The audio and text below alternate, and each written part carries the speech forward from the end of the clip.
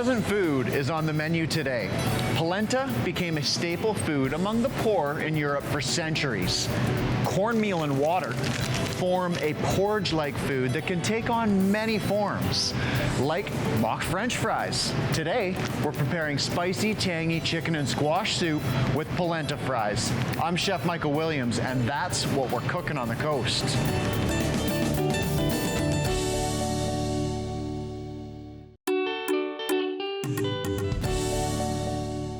Welcome to the kitchen. Some like a little spice, some like a tangy flavor. How do you keep everybody happy? Well, today we have the perfect solution. On the menu is spicy and tangy chicken and squash soup with toasted pumpkin seeds. Flavors for everyone. Let's get cooking. So let's get a little bit of oil and get our onions started. This soup is super simple and so delicious. There's just so much flavor, and I'm gonna show you how and why. Now, I've got a mix of onions here.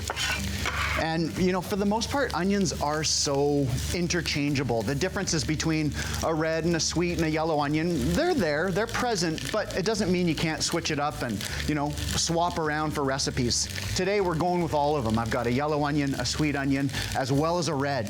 Let's get those caramelizing. We'll let them do their thing for a little bit before we move on to the next step. So the next step is going to be butternut squash, one of my favorite vegetables. I've already got this guy peeled. I cut the top and the bottom off of it, and I peeled it up nicely. And so now we're just gonna cube it so that it's bite-sized.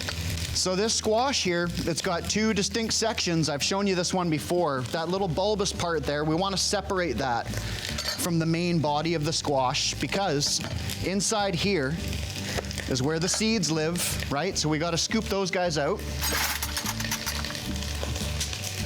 So a spoon, once it's cut and peeled, and by the way, you don't have to peel. I often don't. I love the skin on butternut squash and other squashes, and lots of great vital nutrition in there. So with your spoon, you can scoop those seeds out. And the reason we're, you know, making sure to keep these separate is because we are going to approach them differently. For the bottom part here, I'm just gonna cut it into fingers like so. Let's go ahead and cut these in half now. So I've done the whole finger thing. You could roast these in the oven like that and they come out fantastic, like to eat with a knife and a fork. But for the soup, it's gonna be better to dice them in half. Just playing with my food here, folks. Okay, so we've got those guys diced. Now this, we wanna approach a little bit differently. It's rolling around on the cutting board here, so I wanna get myself very carefully a nice stable base to work with. And then we just cut those kind of like so, and then we can stack them up. And we'll cut them into nice kind of, you know, batonette, even larger than batonette as far as a traditional cooking term goes. And then from there, look at that, perfect little cubes. Okay, so that's gonna give us enough squash to play with here. That was a big squash. We need to give our onions a stir, absolutely. We wanna get a little bit of browning and caramelization happening there. Let's go ahead and get our squash in. Now, this soup is very, very simple in the sense that we don't need very many ingredients, and that's because we're gonna be adding a secret ingredient. But one of the keys to fantastic soup is homemade broth. You absolutely need to make your own broth if you want really, really great flavors in your soup. It's a suitable substitute to buy the pre-made Tetra Packs, but this stuff, you can't beat it. Make it in big batches. Get yourself some raw chicken necks and backs. That's key. And then it's a matter of celery, carrots, onions, garlic, maybe some herbs. This is what we've done here. Simmered it for 3 hours. We're gonna get this going in here. We've got nice caramelization on our onions already. The butternut squash is gonna cook with our liquid here. So we'll make sure we cover that with ample volume there.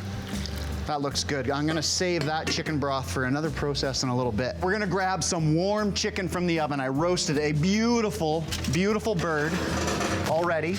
I've just been keeping it warm here in the oven. How good does that look? Let me turn it that way, because that's the way you wanna see it. If you want to learn how to cut the chicken like this before roasting it, check out season 8 of Cooking on the Coast on YouTube. Not Your Mom's Roast Chicken, super fun. So here we go. I love roasting chicken like this because it cooks so evenly and so quick. Now I want to get this chicken ready to get into our soup. So look, oh, it's perfectly cooked. It's just falling apart. That's what you want. So we're gonna grab some breasts. We're gonna grab some leg and thigh, and we'll save the wing for a snack for later, okay? I'm just gonna dice this up like so. I'm gonna pull the meat off the bone for the leg and thigh. Right, look at that, nice and easy. I love skin, so I always leave the skin on, but you can always take the skin off at this point if you want. Okay, so there we go. We've got lots of chicken. I'm gonna get the rest of that peeled as well so we can get that in there. So same thing again here. I've peeled the breast right off of the bone there. There's no bones in here. Really easy just to dice this up. And all of a sudden, we've got a big pile of perfectly roasted chicken ready to go into our soup. Now, I mentioned earlier about broth, right? Raw chicken necks and backs are what make the best broth. That is not to say that you can't take these bones, put them into a pot, just barely cover them with water and extract the last little bits of flavor out of there. Absolutely, do it. Do it. But the best broth comes from raw chicken necks and backs. So, we're getting close here. We're almost ready. And you might be like, well, what the heck, man? You just got some broth, some onions, and butternut squash and chicken. That's it. How can that be delicious? The broth is delicious to start, but we've got a secret ingredient, some pre-made kimchi. If you guys want to learn how to make your own kimchi from scratch, check out the Exalted Burger from last season. You can find delicious, already made kimchi so many places these days. Now, this is the key, this is the secret to this recipe. I'm gonna put about half of this into the soup, and this is where all of the pizzazz is gonna come from. There's all kinds of great spice in here, tanginess, not to mention great nutritional benefits from kimchi. Did you know that the average Korean eats between 40 to 50 pounds a year of kimchi? That's like 2 of those a week. Amazing, right? So good for your digestive system, building up good gut bacteria. And all of a sudden, boom, this soup is, oh, wow, smells incredible. Let's get the chicken in there.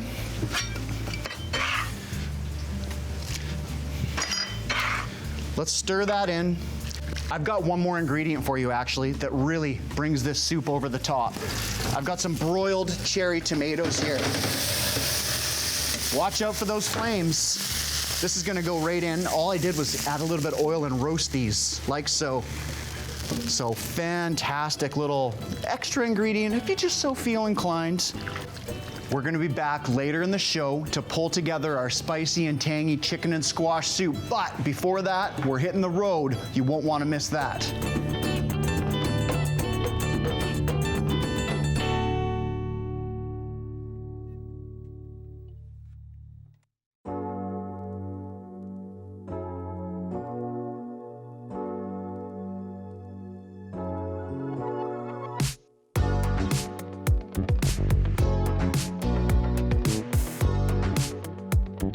Cooking on the Road is brought to you by Cold Star Solutions, an integral part of Vancouver Island's grocery supply chain for 20 years.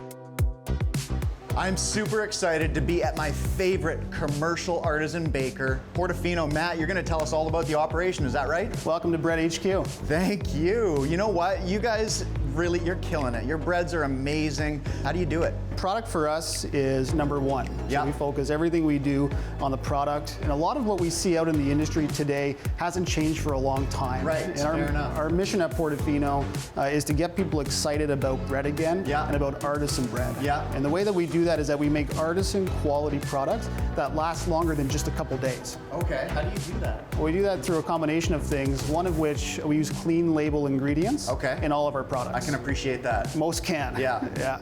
The other thing we do is we take a little bit longer in the production process to really let the flavor and the texture of the baked products develop over time. Right. It makes it a little bit more challenging for us on a daily basis. Yeah, but in my mind, that sounds like slow fermentation. Am I right on there? That's exactly right. Okay. Most of our products are slow fermentation. Which means that we slow down the fermentation process so that it allows the flavor and the texture of the product to develop over time. So basically lower temperatures, longer time. Exactly. Awesome. So you guys have been in the game for quite a while now. We've been serving Vancouver Island for 15 years now. Okay. Last year we celebrated our 15th year anniversary, which was a big milestone for us. Over those years, the great people of Vancouver Island and Victoria have supported us into making us the #1 bakery on the island. That's awesome. Yes, we have about 190 staff with us right now. Really? Yeah. Wow, yeah, and it's a quick little walkthrough here, and I can see you guys are just bustling with activity, 190 staff. So how many people on every day? So we produce fresh products 7 days a week, and we deliver fresh product 7 days a week. Wow. So anytime at our facilities, you could have about half that amount of people working. Yeah, and we go from 4 a.m. just about until midnight most days. Yeah, got to keep those ovens full, hey? That's right. Yeah. So we have a couple upcoming products which we think are going to be really big hits. Yeah. We have this potato bun, which is a play on our traditional brioche deluxe product with a little bit of a potato twist. My mouth just started watering. Your brioche buns are so good, but a potato bun, so it's going to be a little bit heavier and more dense. A little bit denser, a little bit heavier. It's definitely in trend right now, and people are asking for potato products. Yeah. So we're really excited about this one. We just launched last week. Can I? Of course. I like honestly, I can't not. You'll be one of the first trying this. This is really? Yes. Yeah. Okay. Oh, I'm just picturing the most amazing burger with this bun. That is delicious. I appreciate that. We put a lot of research and development into our product so we can make it more artisan quality, but keeping that clean label ingredients. Yeah, you're speaking my language. That you is can taste awesome. the difference. Totally, yeah. Matt, this has been amazing. Thank you so much. Keep doing what you guys do because you're killing it. Thanks for stopping by. Yeah, cheers.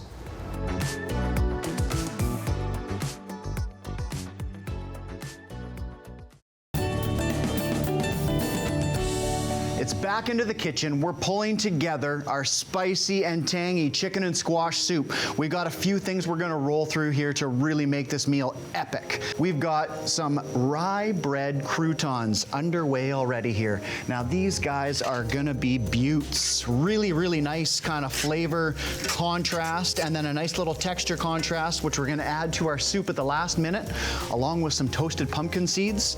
Now our soup, one ingredient I wanted to get in there was some toasted and ground coriander seed.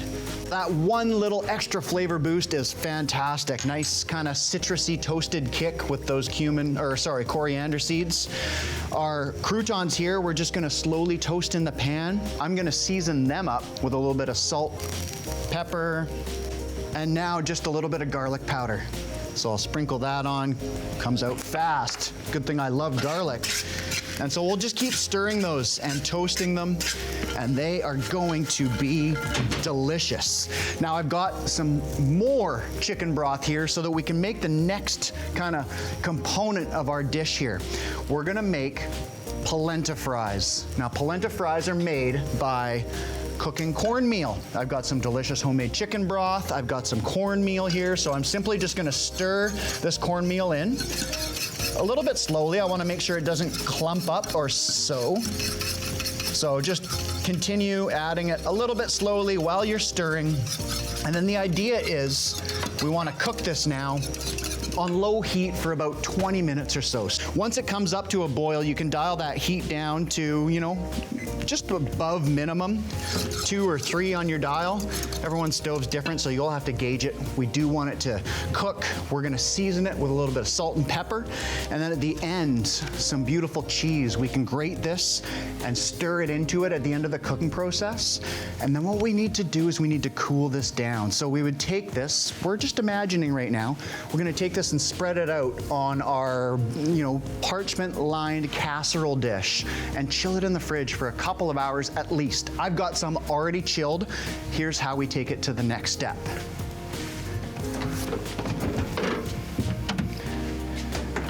So I did up a whole pan, a whole recipe already, and I've already cut it into thirds here. This is just 1/3 of that full pan there. It's nice and cold, and it gets kind of, rubbery, really easy to work with. And then at this point, all you need to do is cut it into strips like so. And then we roast it in the oven. Lay it out on a baking sheet, roast it in a really hot oven, 425, 450, until they're nice and crispy, and then all of a sudden you have polenta fries. I've got some in the oven right now. Shall we check it out?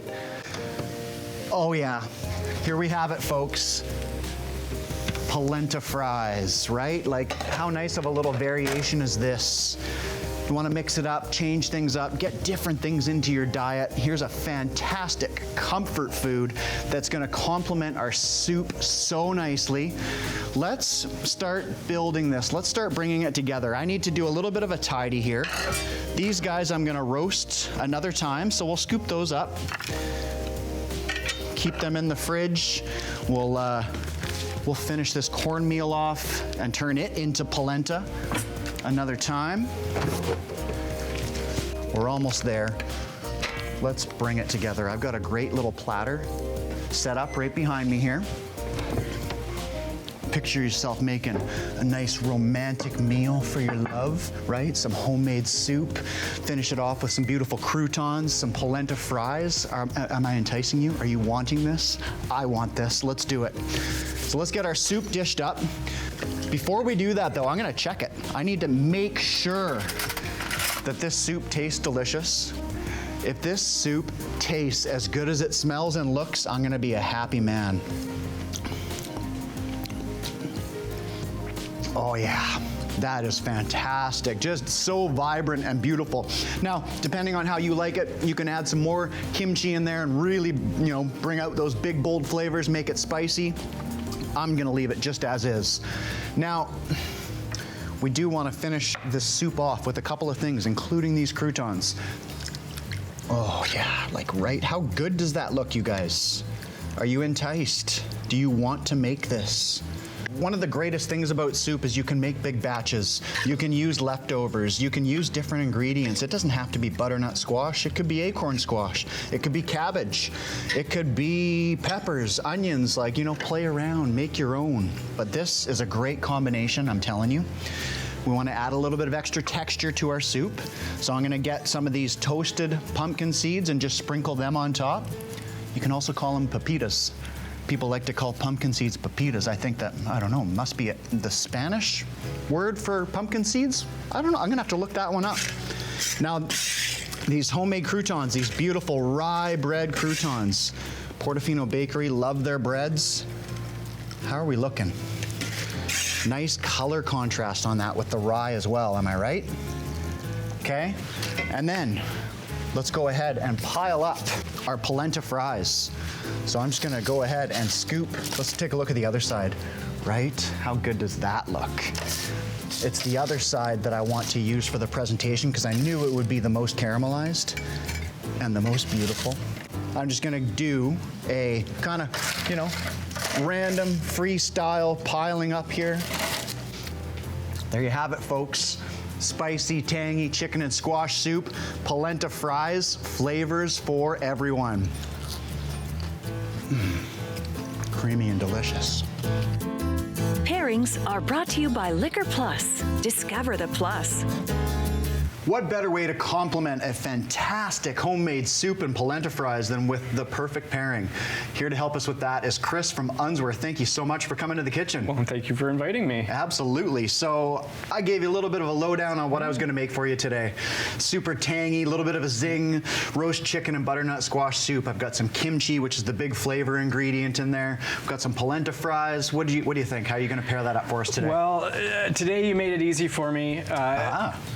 Creamy soups and tangy textures and crispy elements are all things I look for with sparkling wine pairings. Oh, okay. So I brought Charme de Lille Rosé. It's a rosé sparkling based from Pinot Noir that my family makes just up the road in Mill Bay. Yeah. And I have an inkling that it's going to go quite well. Okay, well, it's a beautiful bottle. That is a stunning bottle. I love it. Yeah, our friends up at Hired Guns in Nanaimo, local design team came up with this for us. And Okay. Yeah, it's certainly eye-catching. Yeah, and, absolutely. Showcases what we want in a sparkling wine, and that is to be light and fun and vibrant, Yeah. and hopefully mostly in the glass. Right on. This looks fantastic. That's got some good effervescence. Yeah, absolutely. So we make it in the Prosecco style, which sometimes can be at a bit of a lower pressure, but this is a full pressure sparkling like you'd expect from, from a fully sparkling wine. Okay. Cheers. Cheers. Yeah, it's got some great floral notes to it. Yeah, absolutely. It's fun, vibrant, hopefully a bit tangy to go with the soup. Oh yeah, that's super tasty. Love it. Okay, so I'm gonna put you to the test here. I'm gonna tuck into this soup and see how we're doing. Little dark rye croutons on there as well. Roast chicken, pumpkin seeds.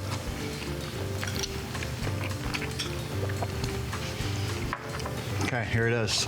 Moment of truth. Moment of truth. I'm loving it. This is great. Yeah. Absolutely, you've nailed it. So tell us a little bit more. No, the wine's already made. I'm just a conduit. Yeah. It's the food that's always the star. The wine just has to go with it. Well, yeah, and it does well. So tell us a little bit more about Unsworth. You guys are, just up the road from Victoria, as you said. Yeah, absolutely. My parents and I started the winery about 10, 11 years ago. My dad's from Victoria and grew up spending time at Shawnigan, and this little property came for sale. And, one thing led to another, snowballed completely out of control, and here we are. You guys are pretty popular, aren't you? You're doing well. Yeah, it's we've been very lucky. We've had great support from our locals and from the culinary scene in Victoria and Vancouver Island and BC. And what's your favorite wine out of all of your wines? Just like the rest of my wine choices, if I'm grabbing a bottle of Unsworth, usually it's going to be something sparkling. Okay. Like when I go into a liquor store, usually Unsworth or not, it's going to be sparkling wine. Right on. If not, generally some lighter, crisper whites, lighter reds as well. Definitely that lighter style. I eat a lot of seafood, a lot of kind of vibrant, light flavors like in this dish. So this is something that's very very at home for me, and Perfect. this is something that I would that I am going to make when the recipe is available. Right on. Chris, thank you so much. This has been perfect. Total pleasure, Chef. Check out our website where you'll find information on today's show. I'm Chef Mike, and don't forget, dinner's better when we eat it together. Cheers. Cheers. Time to have some more soup for me.